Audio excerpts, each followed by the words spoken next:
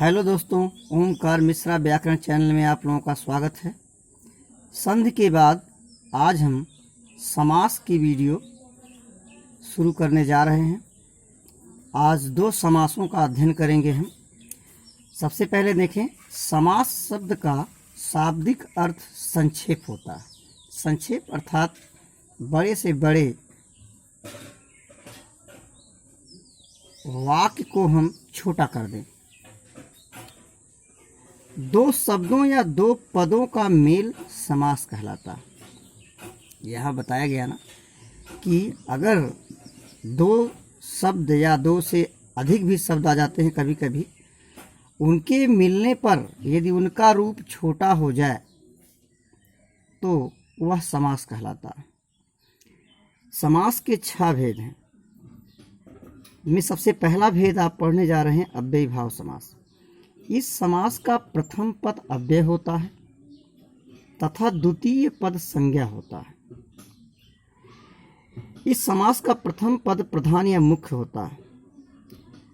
अव्यय और संज्ञा दोनों मिलकर के अव्ययी भाव समास का जन्म देते हैं। इसके अव्यय पदों में जैसे यथा है, वी है, आ है, अनु है, उप है, अध है, निर है, नी है। इसी प्रकार से प्रति भी है। का एक नियम है, किसी पद की पुनरावृत्ति यदि हो जाती है किसी भी पद की, तो उसमें अव्ययी भाव समास हो जाता है और वो पद अव्यय बन जाता है। जैसे कि अभी उदाहरण इसका मिलेगा। संपूर्ण उदाहरण हम देखते हैं। यथाशक्ति, शक्ति के अनुसार व्यर्थ में वी उपसर्ग लगा है। बिना अर्थ का वी एक अव्यय उपसर्ग है। आमरण, मरने तक या मरण तक में आ अव्यय है। अनुगमन, गमन के पश्चात में अनु अव्यय है।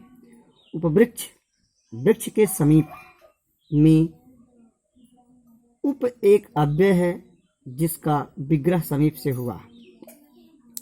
निर्भय, भय का अभाव, तो नी का या निर का अभाव से विग्रह होता है, यह एक अव्यय उपसर्ग होता है। रातों रात, यहाँ शब्दों को या पदों को दोहराया गया है। रात रात, घर घर, इस तरह के अगर शब्द आते हैं तो ये हमेशा अव्यय का काम करते हैं और इनमें अव्ययी भाव समास होता है। इसी प्रकार से हाथों हाथ शब्द भी है। प्रतिदिन में प्रति उपसर्ग है, उपसर्ग अव्यय है। प्रत्येक दिन या हर दिन जिसका विग्रह है में प्रति, प्रत्येक में भी अव्ययी भाव समास होता है। अधवृक्ष में वृक्ष के नीचे अध का समास विग्रह नीचे होता है। इस प्रकार से आप लोगों ने अव्ययी भाव समास का अध्ययन किया। द्विगु समास, द्विगु समास का प्रथम पद संख्यावाची, द्वितीय पद संज्ञा होता है और पहला पद संख्यावाची होता है।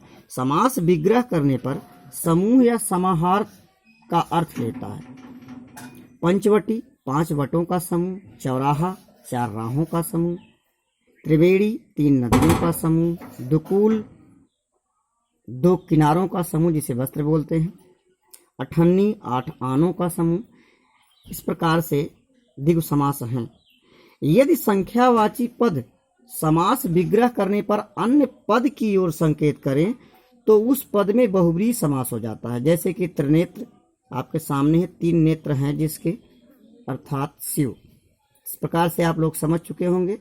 धन्यवाद पढ़ने के